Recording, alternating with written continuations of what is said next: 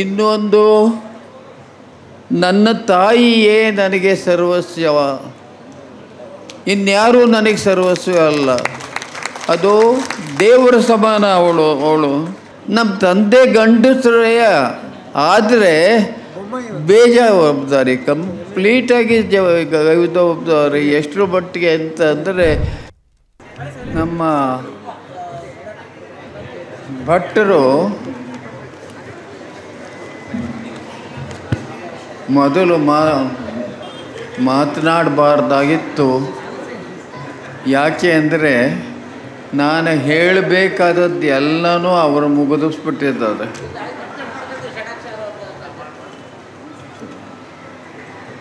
ಆದರೆ ನನಗಿಂತ ಹೆಚ್ಚು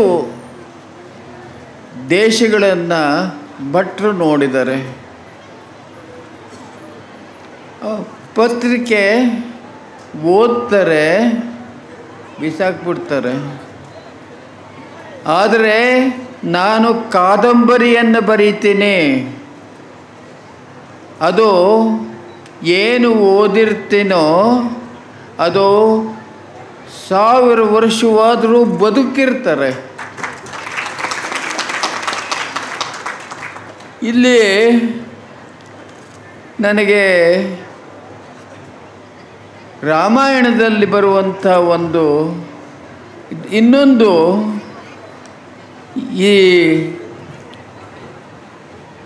ನಮ್ಮ ಭಟ್ರು ಉತ್ತರ ಧ್ರುವ ಮತ್ತು ದಕ್ಷಿಣ ಧ್ರುವನ ಓದಿಲ್ಲ. ನಾನು ಅದನ್ನು ಓದಿದ್ದೇನೆ. ಇದು ನಮ್ಮ ಜೀವನವೇ ಬೇರೆಯಾಗಿದೆ. ಯಾಕೆ ಅಂತ ಅಂದರೆ, ನನಗೆ ಇದನ್ನು ಬರೆಯೋಣಿಗೆ ಅಂದರೆ ಸಾಹಿತಿಯನ್ನು ಬರೆಯುವುದು ನನ್ನ ಹುಟ್ಟಿನಿಂದ ಬಂದದ್ದು. ರಾಮ ಒಂದು ಕಥೆಯನ್ನು ಹೇಳ್ತಾನೆ. ಏನಂದರೆ, ಜನನೀ ಜನ್ಮಭೂಮಿಶ್ಚ ಸ್ವರ್ಗಾದಪಿ ಗರೀಯಸೆ ಅಂತ. ಅದು ಹೇಗೆ ಅಂದರೆ,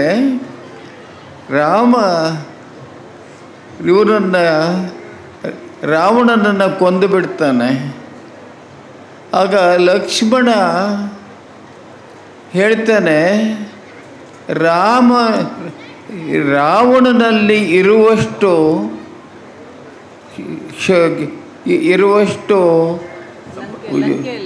ಸಂಪತ್ತು ನಮ್ಮ ಊರು ಅಲ್ಲಿ ಏನೂ ಇರುವುದಿಲ್ಲ. ಅದು ಚಿನ್ನದಲ್ಲಿ ಮಾಡಿರ್ತಾನೆ. ಇಲ್ಲಿ ಏನಿದೆ, ಆಯಿತು ರಾವಣನ ಗೆದ್ದಾಯಿತು, ನಾವು ಇಲ್ಲೇ ಇದ್ದು ಬಿಡೋಣ ಅಂತವ. ಆವಾಗ ಅವನು ಹೇಳ್ತಾನೆ, ಇದು ಜನನೀ ಜನ್ಮಭೂಮಿಶ್ಚ ಸ್ವರ್ಗಾದಪಿ ಗರೀಯಸೆ. ಜನನಿ ಅಂದರೆ ಯಾವುದು? ನನಗೆ ಇಲ್ಲಿ ಯಾವ ಒಂದು ಗೌರಮ್ಮನ ಇದು ಊರು ಇದೆ, ಅದು ಸ್ವರ್ಗಾದಪಿ ಗರೀಯಸೆ. ಇದು ಬರೀ ಒಬ್ಬ ಗೌರಮ್ಮಂದಲ್ಲ, ಪ್ರತಿ ಒಂದು ಊರಿನಲ್ಲಿರುವುದು ಕೂಡ ಅದು ಒಂದು ದೇವಸ್ಥಾನ ಇದ್ದರೆ ಅದು ಸ್ವರ್ಗವೇ. ಅದು ಆ ಧರ್ಮ ನಾವು ಇಟ್ಕೊಂಡಿರಬೇಕು. ಒಂದು ಉದಾಹರಣೆಗೆ ಹೇಳ್ತೀನಿ. ಇಲ್ಲೇ ಒಂದು ಗಣೇಶನ ಅದು ಗಂಗಾಧರೇಶ್ವರ ದೇವಸ್ಥಾನ ಇದೆ. ಗಂಗಾಧರೇಶ್ವರ ದೇವಸ್ಥಾನ ಇಲ್ಲಿದೆ. ಇದು ಇಲ್ಲಿ ಈ ಊರಿನ ಈ ದೇವಸ್ಥಾನ ಯಾವುದು? ಕೆಂಪಮ್ಮ ದೇವಸ್ಥಾನ. ಸಂಕಮ್ಮ ದೇವಸ್ಥಾನ, ಸಂಕಮ್ಮ ದೇವಸ್ಥಾನ ಇದೆ. ನಮ್ಮಲ್ಲಿ ನಂಬಿಕೆ ಏನಿದೆ ಅಂದರೆ, ಇದು ತಮ್ಮ, ಅದು ಅಣ್ಣ ತಂಗಿ. ಅದು ಹೀಗಿರುವಾಗ ಇಲ್ಲಿ ಈ ದೇವಸ್ಥಾನ 8,000 ವರ್ಷದ ಹಳೇದು. 800 ವರ್ಷದ ಹಳೇದು ಎಲ್ಲಿ ಇರುವಂಥದ್ದು. ಅದು ನಾವು ಈ ಊರಿನವರಾಗಿ ಅದಕ್ಕೆ ನಾವೊಂದು ರಿಪೇರಿ ಮಾಡಬಾರ್ದೆ? ನಾನು 1,00,000 ರೂಪಾಯಿಯನ್ನು ಕೊಟ್ಟಿದ್ದೀನಿ ನಾನು ಅದಕ್ಕೋಸ್ಕರವಾಗಿ.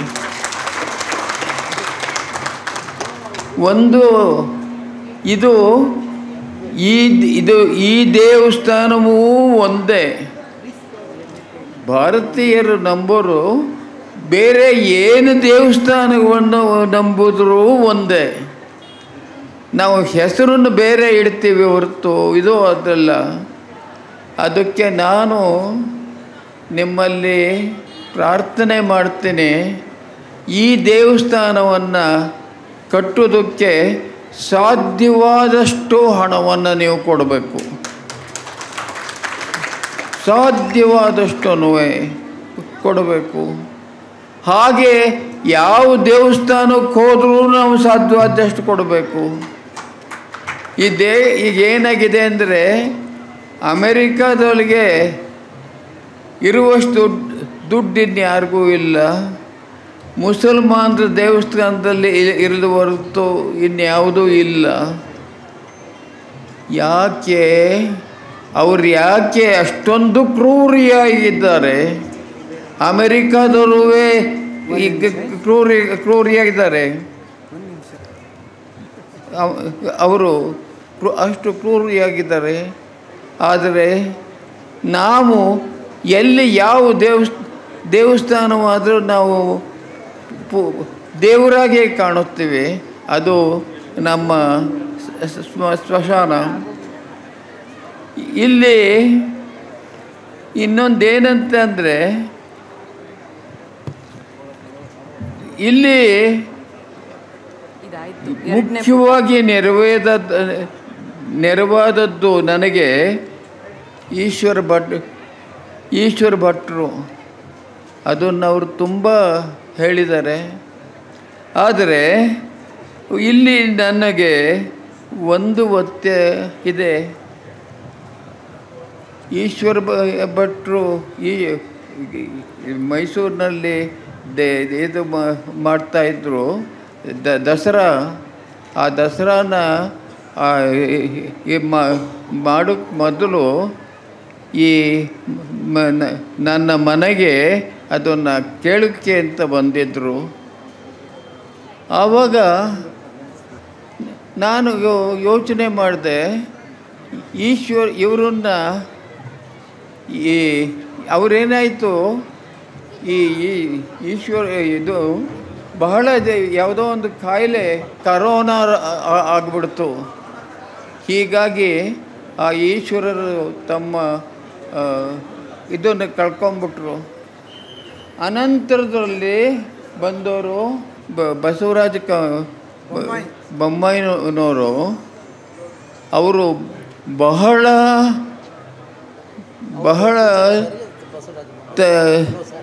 ತಾಳ್ಮೆ ಇರುವಂಥವ್ರು, ತುಂಬ ತಾಳ್ಮೆ ಇರುವಂಥವ್ರು. ಅವರು ನನಗೆ ಪರಿಚಯವಿರಲಿಲ್ಲ. ಆವಾಗ ನಾನು ಈಶ್ವರ ಭಟ್ರನ್ನ ಕೇಳಿಕೊಂಡೆ. ಈಶ್ವರ ಭಟ್ರನ್ನ ಅವರು ಕೇಳಿದ್ರು, ಈ ಭೈರಪ್ಪನವ್ರ ಹೆಸರು ಕೇಳಿದ್ದೀನಿ, ಆದರೆ ಅವ್ರ ಬಗ್ಗೆ ಹೆಚ್ಚಿಗೆ ಏನೂ ಗೊತ್ತಿಲ್ಲ ಅಂದರು.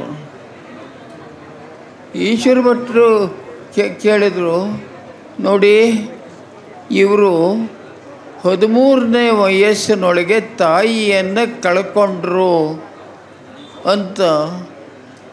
ಇವರು ಬಟ್ ಈ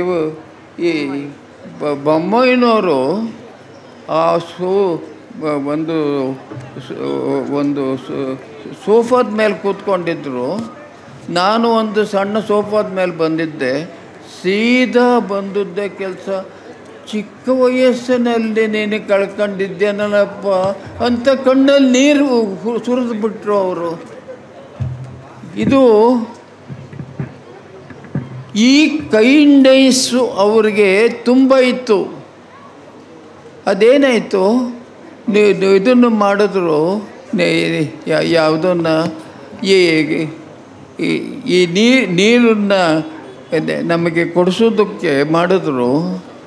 ಆದರೆ ಅವ್ರ ಕೈಂಡ್ನೆಸ್ಸಿಂದಲೂ ಇವರು ಎಷ್ಟೋ ಒಂದು ಒಂದು ಫೈಲ್ ಹೋಯಿತು ಅಂತಂದರೆ ಅಲ್ಲೇ ಇಡೋದು, ಇನ್ನೊಂದು ಅಂದರೆ ಹೀಗೆ ಮಾಡೋದು.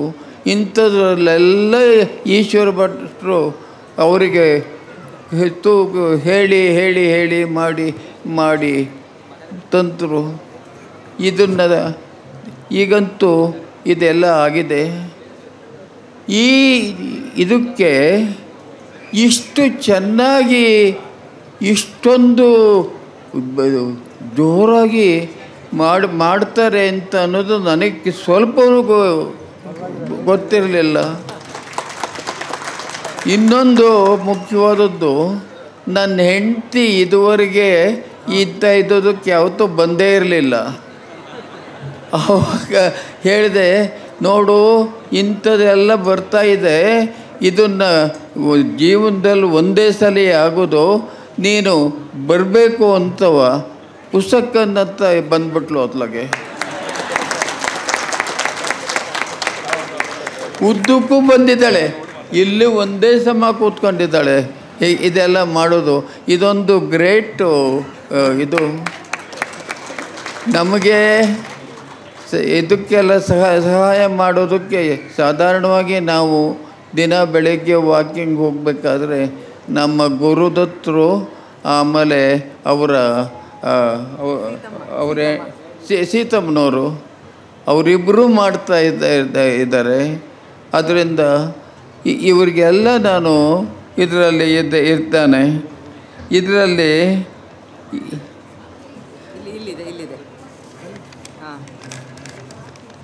ಇದರಲ್ಲಿ ಇನ್ನೊಂದು ಬಂತು.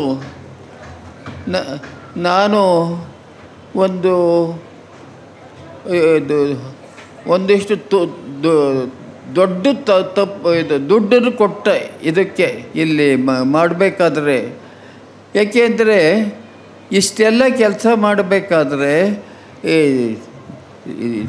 ಸುಮಾರು ನನಗೆ ನೆನಪು ಇದ್ದಾಗೆ ಒಂದು 10 ಲಕ್ಷ ರೂಪಾಯಿಯನ್ನು ಕೊಟ್ಟೆ ಇದಕ್ಕೆಲ್ಲನೂ. ಅದು ನನ್ನ ಸ್ನೇಹಿತರು ಒಬ್ಬರು ಇದನ್ನು ಏನಿದು ಹುಚ್ಚುಚ್ಚಾಗಿ ಮಾಡ್ತಿದ್ದೀರಾ ಹಾಗೆ ಅಂತ ಹೇಳಿದ್ರು.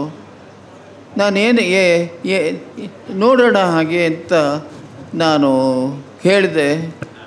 ಇಲ್ಲಿ ಬಂದು ನೋಡಿದ್ರೆ ನಾನು ಕೊಟ್ಟಷ್ಟಕ್ಕಿಂತ ಜಾಸ್ತಿ ದುಡ್ಡನ್ನು ಇವನಿಗೆ ಕೊಟ್ಟರು. ಯಾರು ಈ SL ಯಾರು SL ಕೃಷ್ಣ ಅಂತವ. ಇಲ್ಲೊಂದು ಟ್ರಕ್ ಬರುತ್ತೆ, ನಾನು SL ಅವನು ಕೃಷ್ಣಲ್ಲು. ಎಷ್ಟೋ ಜನ ಇವನು ಫ್ರೆಂಡ್ಸು, ಇವನು ಅಣ್ಣ ತಮ್ಮಂದರು ಅಂತ ಹೇಳ್ತಾರೆ. ಒಂದು ಥರದೊಳಗೆ ಅಣ್ಣ ತಮ್ಮಂದರು ನಿಜ. ನನ್ನ ಹೆಸರು ಸಂತೇಶ್ವರ ಲಿಂಗಣ್ಣಯ್ಯ ಭೈರಪ್ಪ, ಅವನ ಹೆಸರು ಸಂತೇಶ್ವರ ಲಿಂಗಣ್ಣಯ್ಯ ಕೃಷ್ಣ ಅಂತ ಬರುತ್ತೆ. ನಾನು ಬಡವ, ಅವನು ಸಂಸಾರ ಅದು ಇದು ಮಾಡಿ ಅವನು ನಿಜವಾಗಲೂ ಬಹಳ ಬೇಕಾದಷ್ಟು ಮಾಡಿದ್ದಾನೆ. ಇಲ್ಲ ಲಕ್ಷಗಟ್ಟಲೆ ಮಾಡಿದ್ದಾನೆ. ಇಲ್ಲದೆ ಹೋದರೆ ಇಷ್ಟೆಲ್ಲ ಎಲ್ಲಿ ಮಾಡೋಕ್ಕಾಗುತ್ತೆ. ಇನ್ನೊಂದು ನನ್ನ ತಾಯಿಯೇ ನನಗೆ ಸರ್ವಸ್ವ, ಇನ್ಯಾರೂ ನನಗೆ ಸರ್ವಸ್ವ ಅಲ್ಲ. ಅದು ದೇವರ ಸಮಾನ ಅವಳು. ನಾನು ಏನೇನು ಸಾಧನೆ ಮಾಡಿದ್ದನೋ ಅದಕ್ಕೆ ಅವಳೇ ಸ್ಫೂರ್ತಿ. ಯಾಕೆಂದರೆ ನನ್ನ ಚಿಕ್ಕ ವಯಸ್ಸಿಂದು ನಿಮಗೆ ಗೊತ್ತಿತ್ತು, ನಾನು ಬಹಳ ತುಂಟನಾಗಿದ್ದೆ, ಈಜಕ್ಕೆ ಬಿದ್ದುಬಿಟ್ಟು ಒಂದೊಂದು ಸಲಿಯ ನುಗ್ಗೇಹಳ್ಳಿಯಲ್ಲಿ ಓದ್ತಾ ಇದ್ದೋನು ಯಾರೋ ಹೇಳಿದರು ಹಿರಿಸಾವೆಯಲ್ಲಿ ಒಂದು ನಾಟಕ ಇದೆ ಅಂತವ. ನಾನು ಹಿರಿಸಾವೆಗೆ ಹೋಗ್ಬಿಟ್ಟೆ. ಅಲ್ಲಿಂದ ವಾಪಸ್ ಬರೋ ಹೊತ್ತಿಗೆ ತುಂಬ ಅಡುಗೆ ಬರೋಕ್ಕೆ ಇದು ನಮ್ಮ ತಾಯಿಗೆ ತುಂಬ ಇದಾಗಿ ಊರಿನ ಕೆರೆ ಎಲ್ಲನೂ ಹುಡುಕಿಸ್ಬಿಟ್ರು. ಆಮೇಲೆ ನಾನು ವಾಪಸ್ ಬಂದಾಗ ಒಬ್ಬರು ಮಾದಾಪುರದ ಅಂತ ದೇವರಿದ್ದರು. ಅವರು ಹೇಳಿದರು, ನೋಡಿ ಗಂಡಸರ ಇದು ಶಕ್ತಿ ಒಬ್ಬ ಕಂಟ್ರೋಲ್ ಇಲ್ಲದೆ ಹೋದರೆ ಯಾರೂ ಉದ್ಧಾರ ಆಗೋಲ್ಲ ಅಂತ. ನಮ್ಮ ತಂದೆ ಗಂಡಸರೇ ಆದರೆ ಬೇಜವಾಬ್ದಾರಿ, ಕಂಪ್ಲೀಟಾಗಿ ಜವಾಬ್ದಾರಿ. ಎಷ್ಟರ ಮಟ್ಟಿಗೆ ಅಂತ ಅಂದರೆ ಮನೇಲಿ ಅಡುಗೆ ಮಾಡಿದ್ರೆ ತಾನು ತಿಂದುಬಿಟ್ಟು ಮಕ್ಕಳಿಗೂ ಏನೂ ಬಿಡ್ತಿರಲಿಲ್ಲ ಅಂಥ ಮನುಷ್ಯ. ನಾನು ಆವಾಗ ಅಲ್ಲಿಗೆ ಹೋದೆ, ಬಾಗೂರಿಗೆ ಹೋದೆ. ಆದರೆ ನಮ್ಮ ಮಾವ ಅಂತ ಅನ್ನೋನು ಬಹಳ ಒಂದು ಈಜಿಗೆ ಹೋಗ್ತಾ ಇದ್ದೇನೆ ನಾವು. ಆ ಈಜುಗರಿಗೆ ಹೋಗುವಾಗ